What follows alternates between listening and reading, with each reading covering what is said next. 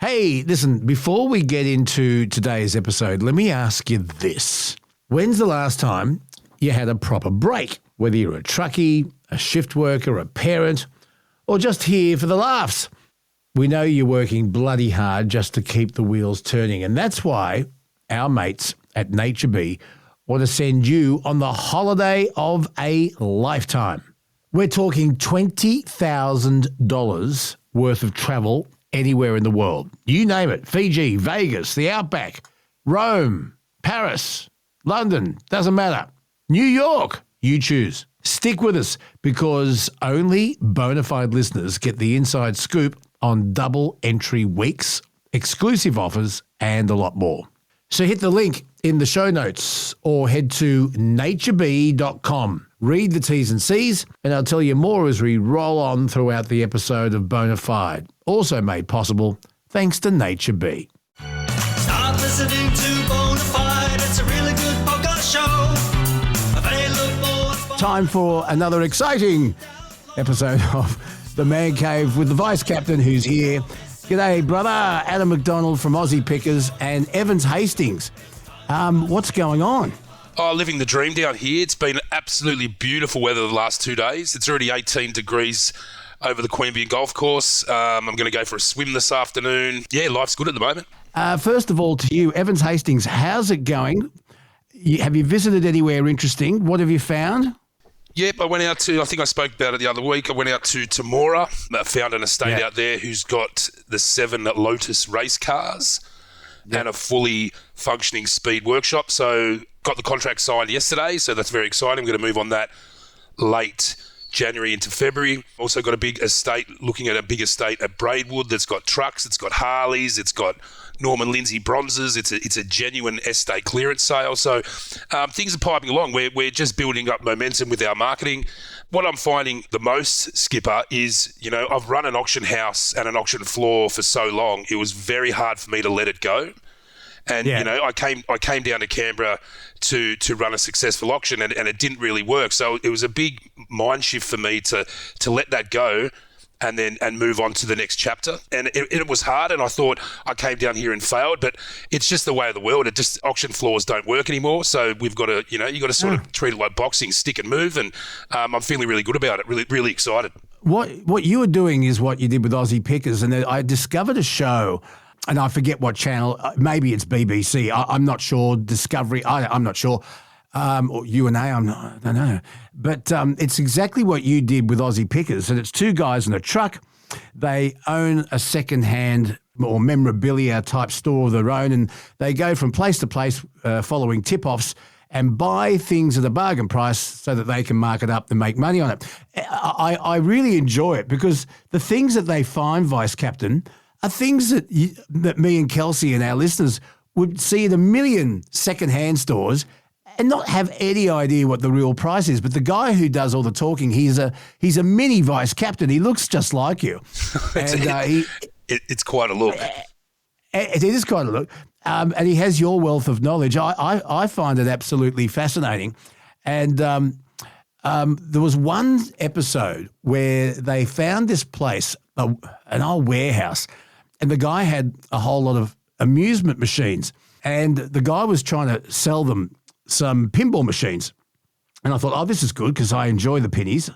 And the advice was really interesting, and you might be able to shed some light on this. They were saying that you buy a second-hand pinball machine, and everyone my age would love one because we grew up with them before video games. Yeah. But they're really, really mechanically fickle. Oh. And they can often need an expert to fix them, especially the older ones. And apparently, and maybe you could find out if this is true, but even when you buy a brand new $8,000, $9,000, $10,000 pinball machine straight out of the crate, brand new, you only get a 3 or 4 month warranty because they're so fickle. Now, what's the go? It's because there's so many moving parts in them. If you those old pennies, if you open up, you got the key and you open up where you put the coins in, there's literally a diagram of the electrics on the inside of that plate, and it looks like a plate of spaghetti. Like, if you don't have an electrical engineering degree, you're not going to be able to read it. You're not going to be able to, use it, you're not going to be able to fix it. They are really, really finicky. And even if you just say you buy an old one from point A and you take it to point B, there's going to be issues. Like even just moving them, there's a big issue. That's what he said. That's what they said, yeah. Yeah, even just moving it and the height of the slope of the playboard, it's so many variables in those pennies. I guess that's why they're so collectible and so good ones are so rare, is because they clap out and people just got used to just get rid of them because they're really hard to maintain. Yeah. The other thing that they said was never before in the history of this country and indeed America and Great Britain have pianos been so cheap. And a piano that might have cost you $20,000 or $15,000, you can now pick up for $2 or $3, and often people just want to give them to you to get rid of them. I mean, when people contact me and say, Adam, I've got an upright piano, can I bring it down? I say, no, you can't. The last couple have sold for like $10, $20. I call them anchors now. Like, unless it's been made in the last 5 years and it's a Kawai or a Yamaha and it's one of those black ebonized ones, don't bother. They are literally anchors. No, I don't care how good it plays.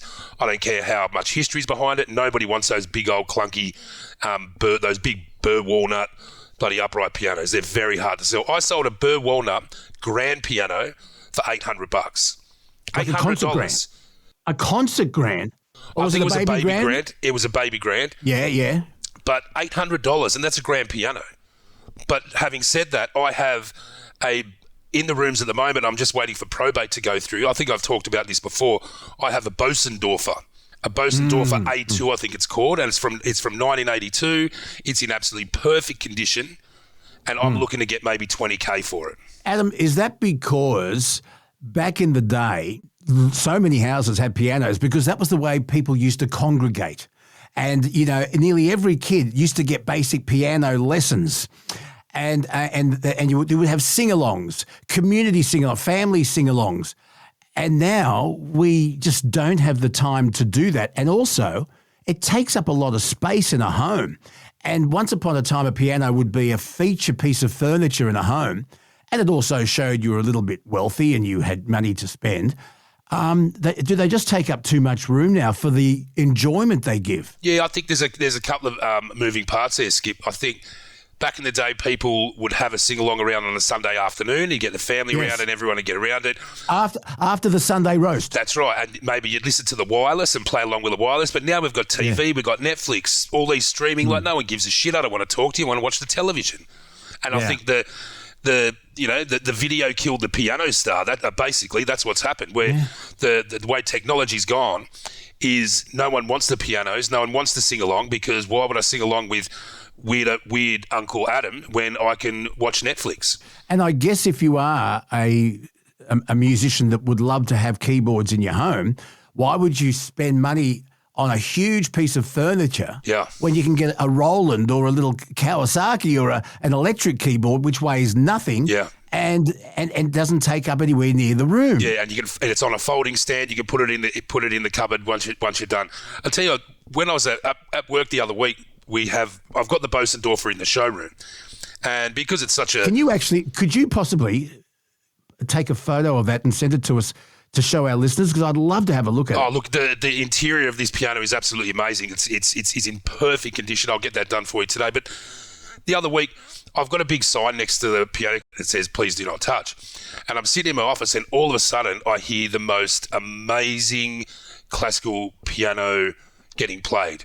So I go out there and there was this kid, he looked about maybe 16, and he was playing this piano like you would not believe. And I said to him, when I go to sell it, can you come back and play it for us so I can put that on the catalogue so people can hear what it sounds like? And he said, for its age, and because you've moved this so many times, this is in absolutely perfect pitch.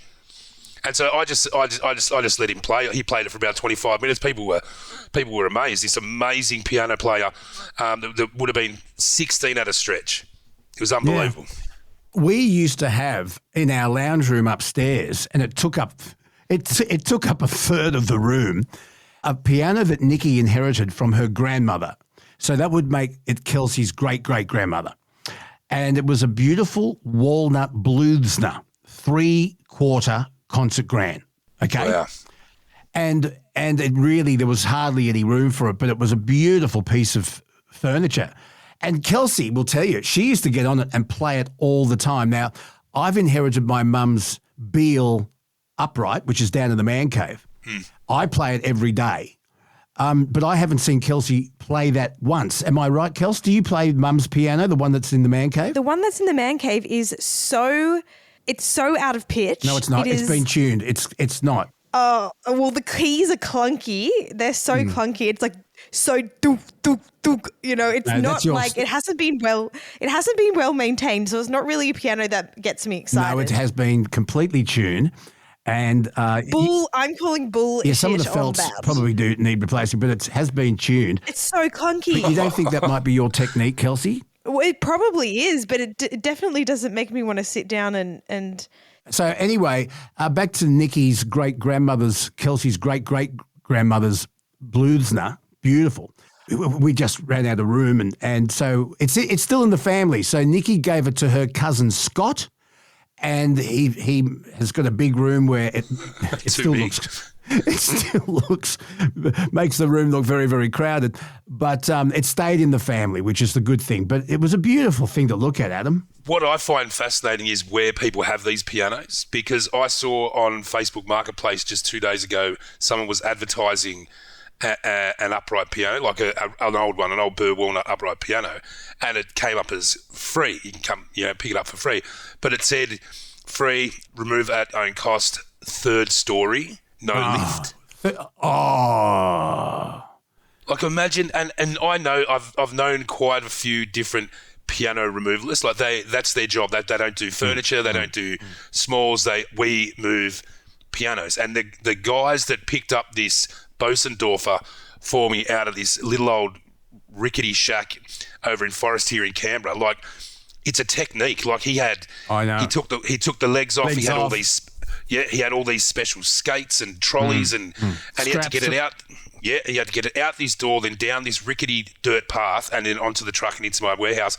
And to be honest, I can't remember how much it cost, but it was fuck all for the work he put in. Like it took him maybe 2.5 hours to get it out of there. Yeah. And it was like $600 or something like that. Like, I couldn't believe it. The technique that these guys do. We got piano removalist specialists to take Nikki's piano to her cousin's place. It was only 2 of them. And that's all you need. You're 100%, Adam. They knew what they were doing from the moment. They just quit. They took the legs off, put straps over their shoulders. They had it was amazing. They did it so quickly. And you're right, they were specialist piano removalists. Wow. And I bet they're going out of work because people don't have them much anymore. Yeah, people don't want them anymore. Vice Captain, tell me about this copy of the first Superman issue.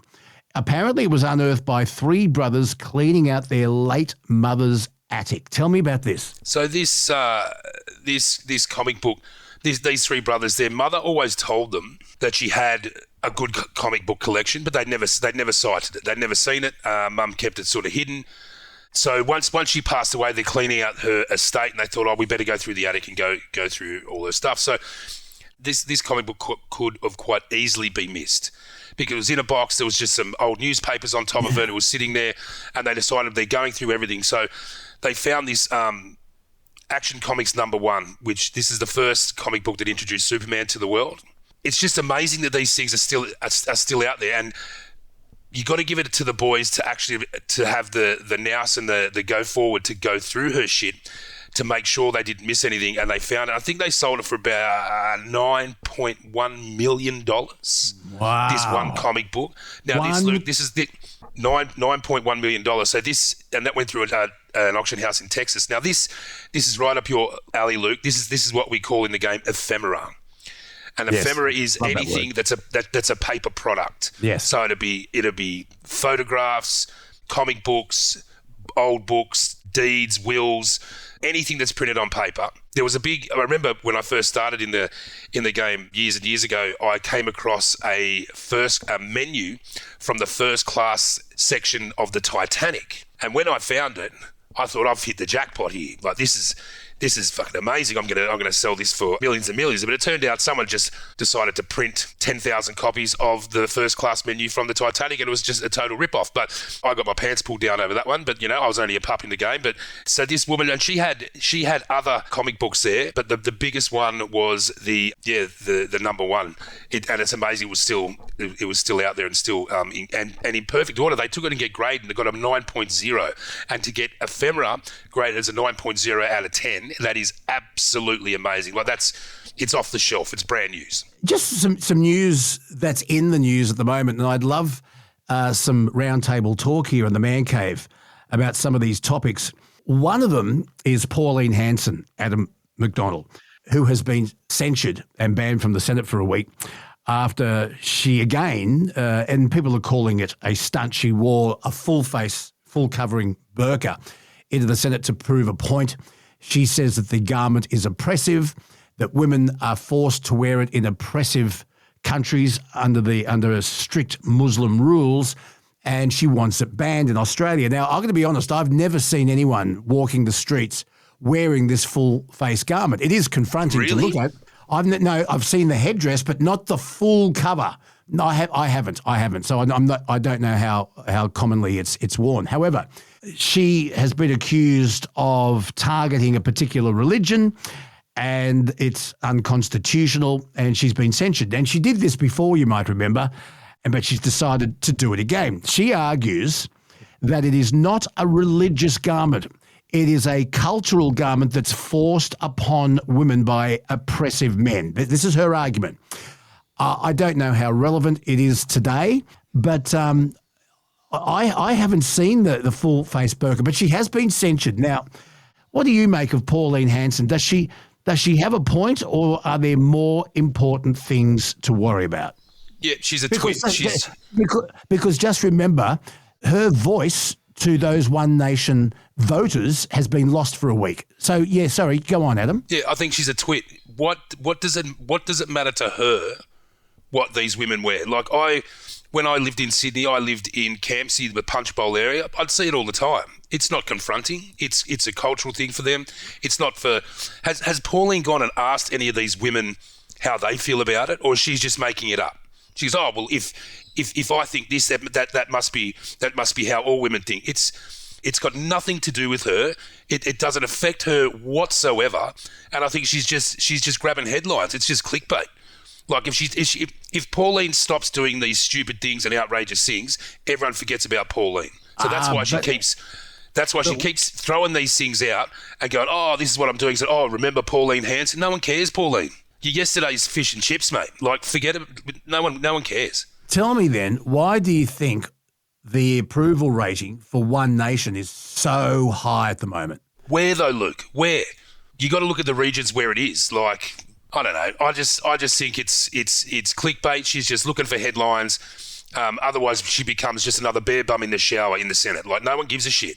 She doesn't have anything good to say. All she does is pick fights or start controversy. Does she have good policies? No one knows, because she never talks about them, because all she does is want to grab a fucking headline. That's all it is. Kelsey, I know you've got some thoughts on this. I'd just like to hear from your age group. Do your friends and acquaintances and the people you mix with socially, do they talk about Pauline Hanson? Do they think she's relevant or not? No. I mean, I'm not going to pretend that I speak for everybody my age, because I know that there are lots of people that do agree with Pauline Hanson. And I was scrolling through, the comment section of, news publications that were talking about this. And I was actually quite surprised by the amount of people saying, she's the best, love Pauline, blah, all that type of stuff. I just think if she really cared about this is not the way that you get stuff done in politics. Everybody knows this. Like, she knew this from the first time round that she did it. She does have a point when it comes to the burqa, she's saying that it's not religious. It is religious. It is linked to Islamic modesty, but there isn't, the origins of the burqa are not specifically mandated in the Quran, and it 100% has been used to oppress women in particular countries. So I understand that point, but I think that she's sensationalizing that, because I just do not think that we have a burqa problem in Australia. And if we do, then the way that Pauline Hanson is going about this is not the right way to do it. I would like to hear from, women who are quote unquote oppressed by the burqa. Exactly. If this is something that they're dealing with, then let's talk about it more. But the majority of Australia's Muslim populations live in major cities, especially Sydney and Melbourne. So again, I don't understand why Pauline Hanson is picking this battle, because she traditionally represents... Well, she's a Queensland senator. So again, it just seems like Pauline Hanson is not the person to fight this battle, because I do not believe that she's fighting this battle for altruistic purposes. I do not think she's fighting this battle for the benefit of those women. All right, well, let's ask the question. Let us know. Please leave us your messages. lukebonaradioguy@gmail.com. Well, Luke, what do you think? I want to know what you think. I think there are more important things to worry about. I do think it's an oppressive garment, and it is only enforced on women, usually, who live in extreme Islamist countries. Extreme. For example, living under the rule of the Taliban. I find it confronting. I don't want women to think they have to hide. In my country, I don't. But if that's your choice and you haven't been forced to wear it, go your hardest. Right. However, I don't think you should be able to wear something that covers your whole face if you go into a bank or a service station, where you're even required to remove your helmet if you're riding a motorbike. I think that if you go into a bank or a servo or anywhere else where you're required to show your face, an airport, so that we know that you're the person with that passport and with that boarding pass, so long as you obey the laws of this country, go your hardest. But can I just say this? Is there a massive double standard here? If Pauline Hanson, for whatever reason, has been censured from the Senate because of wearing a burqa, why the hell wasn't Lydia Thorpe censured and kicked out when she threatened, quote, to burn the parliament down, unquote? How come she was allowed to get away with that? Yeah, it is a double standards. I think Lydia gets away with a hell of a lot she shouldn't. Oh, 100%. All politicians get away with. All you need to do is watch Question Time. I do not think we should be pointing fingers at the stupid shit that comes out of politicians' mouth, because every single one of them has said something ridiculous. And I think cherry picking particular politicians who have said stupid things is ridiculous, because we might as well just pull out the bloody yearbook of who's in Parliament this year and name every single one of them. Hey, listen, we've had Pauline on a couple of times, Kelsey. Why don't we get Senator Hanson back on and let's ask her these questions? Can we do that in the very near future? All right. Quick pit stop, folks. Let's talk holidays. Now, be honest. The road in front of you, the treadmill under your feet, or that pile of dishes in the sink, it's getting old. Now, picture this.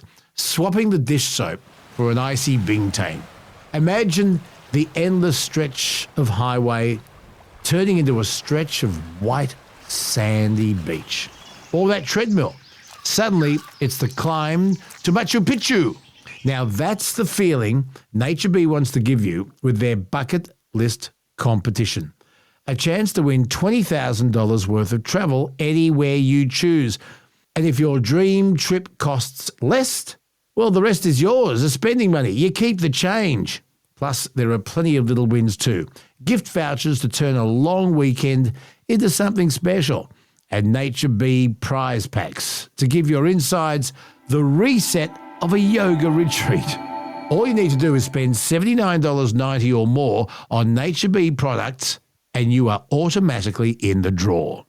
So if you've ever thought of trying Power Pollen, this is the time to do it. Hit the link in the show notes or head to naturebee.com. Read the T's and C's, and who knows, next time you're listening to Bonafide, you could be listening to us from the beach. Well, we can try, but again, I do not think this is a conversation that Pauline Hanson should be having. I think there are probably better representatives of the Muslim population that could actually speak to this better than Pauline Hanson. Because let's not pretend that Pauline Hanson cares about Muslim women. No. I think if you sit there, I don't know if they still do it. They used to televise Question Time. Oh, yeah, they on still the ABC. do. Yeah, they still do. If you watch it, it's like one person standing up, and then everyone else, like naughty fucking school children, bullshit. Blah, blah, blah, blah. It looks like to me, it looks like they're at the pub. All of them are half cut, and no one's really listening to anyone, and they're just sort of talking over each other, and it's like nothing gets done. I reckon that I'd be really good in there because I could talk shit all day. I could have half a bottle of red wine with lunch on the taxpayers' money, and then just bully over everyone. That's all they do. They just blah blah blah blah. Like nothing gets done, nothing gets sorted. It's just a free-for-all of talking about shit. No one listens to each other. It's ridiculous. Prime Minister's not here. The Prime Minister isn't here. Where is he? We want the Prime Minister here.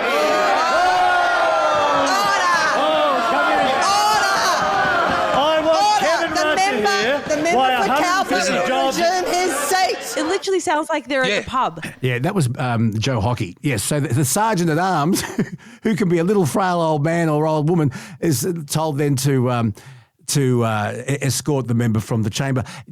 Here's an interesting piece of trivia for you both. When question time is approaching its allotted finish time, and you want to stand there and answer a question, but you want to draw it out as long as you can so that question time comes to an end. Do you know what that's called? It's a great word. What is it? Filibustering. Yes, if you want to keep talking in the chamber, but you want to waste time and draw it out as long as you can, it's called delivering a filibuster. There you go. Isn't that good? There you go. More useless information from the skipper. Hey, listen, if we do get Senator Pauline Hanson, leader of One Nation, and by the way, Barnaby Joyce is playing with the idea of joining them because his term as member for New England is coming up. And instead of quitting politics altogether, there's a strong rumour he may join One Nation. Here's something interesting. Pauline Hanson, in the process of, I guess, trying to woo Barnaby Joyce, cooked him lunch in her office in Canberra the other day. It was great. It was steak and a salad, and of course there was a potato bake. But this is the thing that got me. She cooked the steaks in a sandwich press. I'm not kidding. She cooked the steaks in a sandwich press. Now, are they like romantically linked? Oh, don't start. Cooking a man a steak in your office? Is that like a euphemism? No. Gave him the full potato bake? It was a potato bake, but she cooked these steaks, and I'm having a look at them. They look to me like Scotch fillets. I'm not sure, Adam. Yeah, see if you can have a look. But she cooked them in a sandwich press. What else can you cook in a sandwich press? What's everything. the most? You can make everything.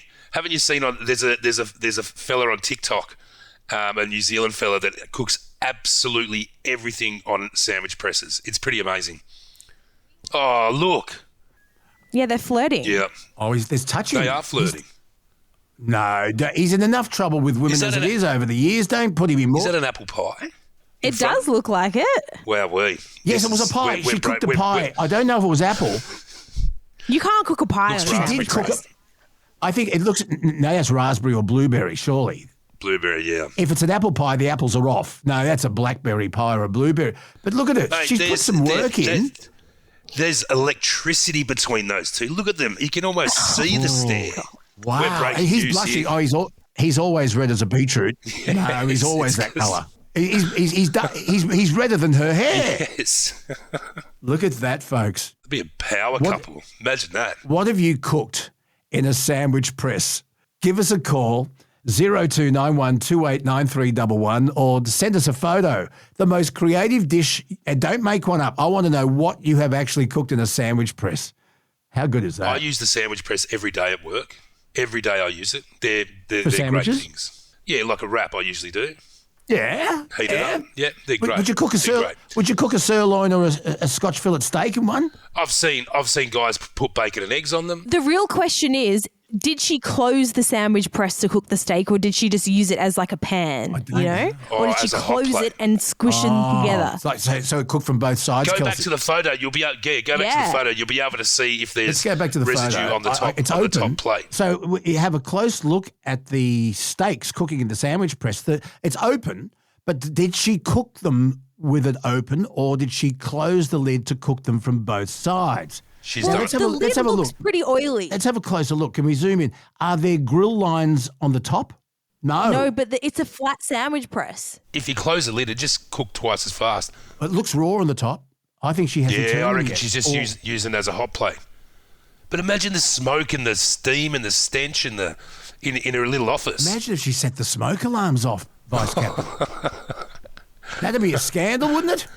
Hey, I can't believe can't that. make this up. Pauline Hanson. We've got to get her back on. Something that happened on the weekend, both of you, that had me nearly wanting to throw something at the television. I have been not a fan of Welcome to Country, as you know, for a long, long time. I don't particularly feel as though I have to be welcomed to my own country, and I don't think you or Kelsey need to be welcomed to your own country. But anyway, to be politically correct, at opening ceremonies and big occasions, there is an Indigenous elder that welcomes everyone to country. And I've got to agree with Aboriginal spokesperson Warren Mundine when he says the Aboriginal elder that delivered this particular welcome to country forgot what the word welcome was. Now, I want you to listen to something. What happened was at the AFLW match that was on the weekend, there was an Aboriginal elder called Louisa Bonner, Bonner. And she was paid to perform the Welcome to Country ceremony at the Brisbane Lions Carlton Blues preliminary final. It was in Ipswich in Queensland. Now, this is a welcome, Vice Captain, a welcome to country.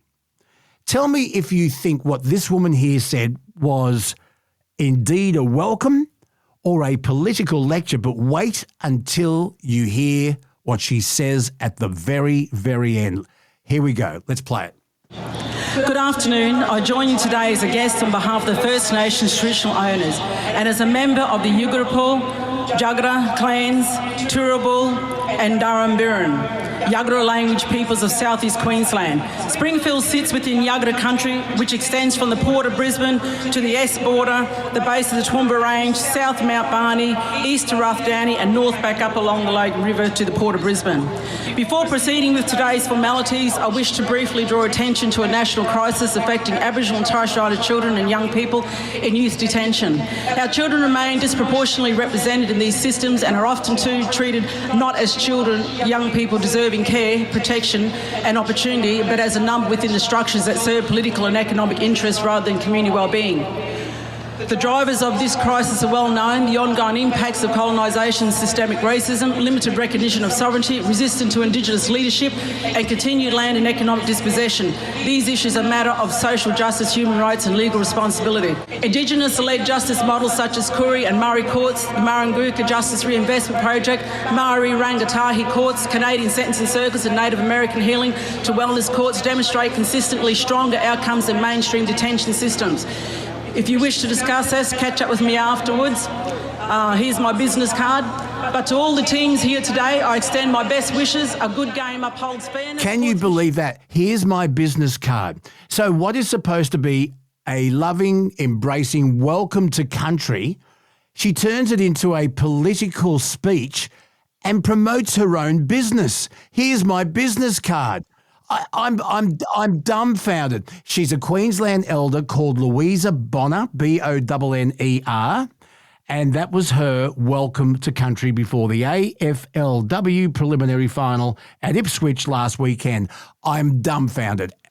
Vice Captain, we've had to put you on the phone because there's been a glitch. The glitch bitch has to put more money in the jar for wounded heroes. So we'll continue on the phone, but you've just heard that audio from Queensland elder Louisa Bonner. So this elder, she would have been paid, yes, and I say paid quite handsomely to stand up to do the Welcome to Country. Welcome to Country at these big events, it's a thing now. They do it all the time. But she never once said welcome. All she did is blow smoke up her own ass and spruik her own business. Come and get my business card? Yes, come and get my business card. I mean, let's just go back to Indigenous elder Warren Mundine, who I have a lot of time for.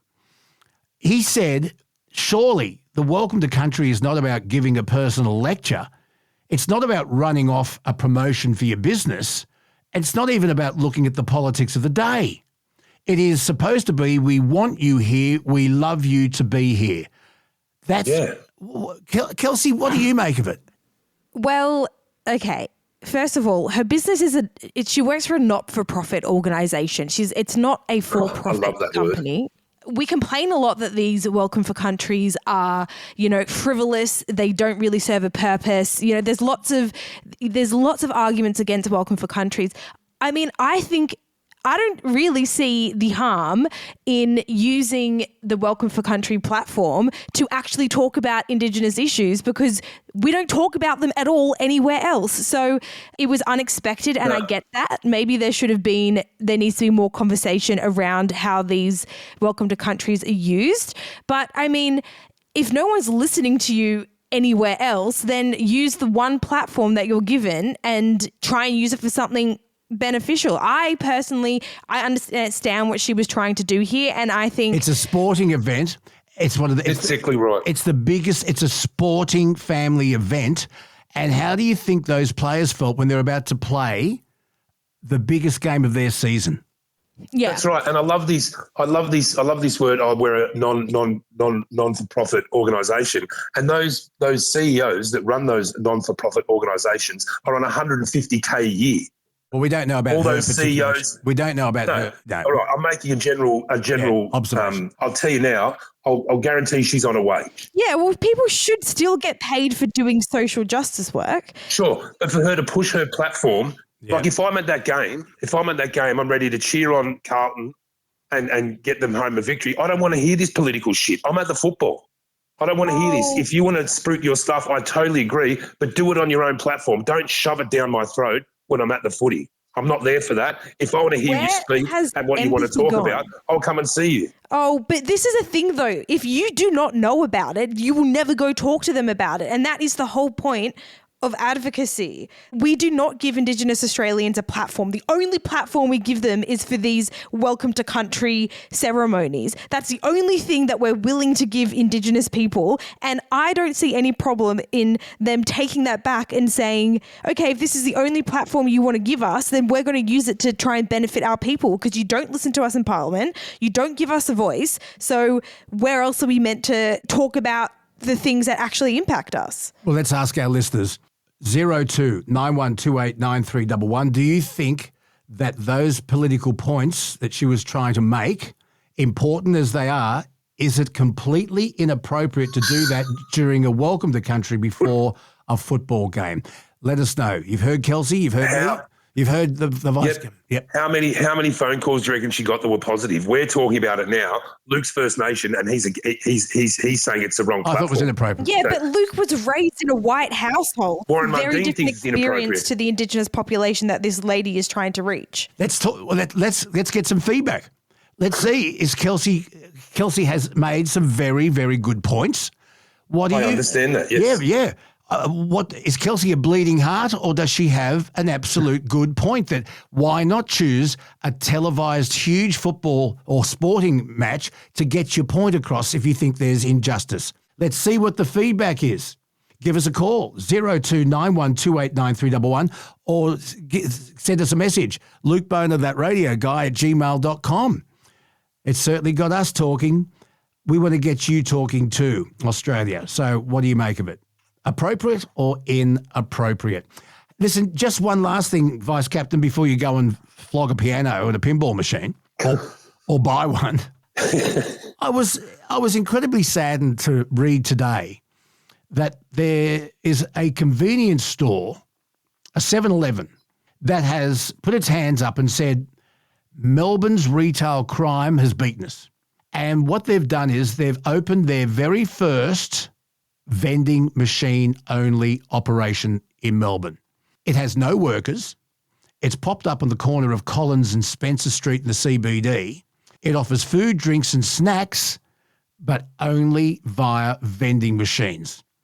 A spokesperson for 7-Eleven said, yes, like all retailers, we're concerned about retail crime and the safety of our teams and customers, not just in Victoria, but nationally. We did consider retail crime, in particular theft and safety concerns for our team members.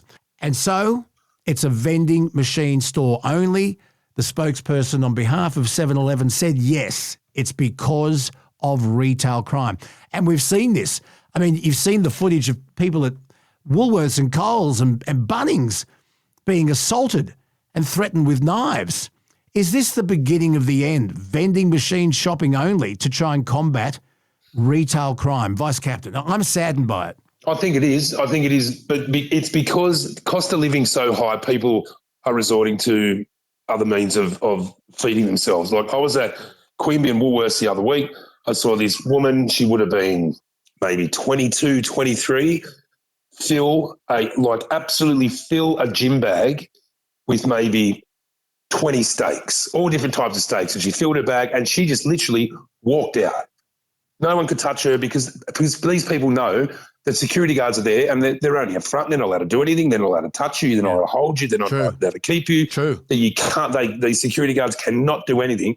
So for these businesses to survive, like loss prevention is massive in these companies. And I don't blame 7-Eleven to say, you know what, you can't come inside. If you want a drink, tap the card and we'll vend it to you. I don't blame them. There are some service stations, Kelsey, where the person at the servo is behind a piece of glass and you talk to them through a speaker and you have to pay. Yeah, on the night window. Yeah, the night window, and you have to pay by card only.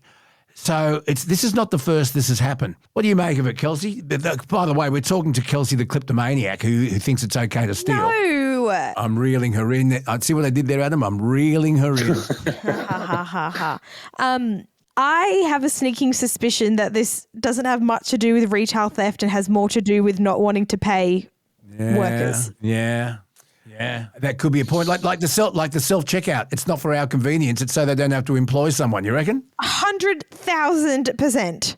What they're saving on not paying people, I'm sure, surpasses what they lose in retail theft. The company said there were other factors beside crime that played a role in the opening of Australia's first fully vending machine operated shop, including innovation and ease of use.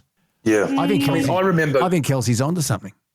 Yeah, I remember growing up and when service stations had attendants, and all of a sudden you'll see one that said self-serve and everyone's like, fucking look how exciting this is. We get to do it ourselves. And that was just to jip the poor serving station attendant out of a job. And then it moved into supermarkets where you had to self-checkout, just so we don't have to have checkout chicks and checkout chaps scanning your groceries. And it is, and I totally agree with you, Kels, it is all to cut down on wages. Absolutely, 100%. Are we soon going to see the end of cabin crew on short flights? I mean, if you can have the safety video play on a screen, so instead of employing, I think last Jetstar we caught, there were 6 cabin crew. Could they limit it to just 1 or 2 to help people in an emergency, and then on a short flight you go up to a vending machine? Well, they already have bloody robots scooting around restaurants. Let's talk about it. Is this the way it's genius. It's genius. Is this a smoke screen, or as you would say in football, a smother? Are they saying, it's because of retail crime, but really it's a clever way to get rid of staff and save money? Let us know what you think. 0291289311. Luke Boner, that radio guy at gmail.com. And I think we'll leave it there, Vice Captain. Thank you so much. No worries, Skip. Thanks, Kels. Evans Hastings, tell us about him. Evans Hastings, we're specialising in on-site and clearance sales at the moment. So if you've got a good collection of something, if you need your whole house cleared, and even farmyards, we'll clear everything. But today I'm going to look at, I think the gentleman's got maybe 150 to 200 Scalextric cars. Oh, yes. Remember Scalextric? Oh, but you needed a lot of room. You needed a very big table. This guy, he showed me the photos in his garage. Yeah. He's got a platform 4 meters by 2 meters that's on pulleys that comes down from the ceiling. Oh. So today I'm going to go out and have a look at the track and see if it's going to fit in my truck. And if it does, I'm going to chuck it in there and drag it back to the showroom. Can you take some photos of it, please? I'd love to have a look at it. Please also send us some photos of some old-fashioned pinball machines, and I want to see that piano you were talking about. Lots to think about, lots to talk about, plenty of opportunity for you to give us some feedback. We love it. 0291289311. And in the meantime, as Lawsy would say, you be kind to each other. Thanks, Skipper. Thanks, you, Adam. Well, thank you so much for bearing with us for what we think is episode 72 of the Bonafide podcast. Please get in touch with us. lukebonaradioguy@gmail.com. Leave us voice messages 0291289311. And it's not a thought for the week, millennial. It's just an observation. I've always said most people are assholes. And if you don't believe me, just drive past a group of people and yell out, "Hey, arsehole!" And you watch. They'll all turn around. Goodbye.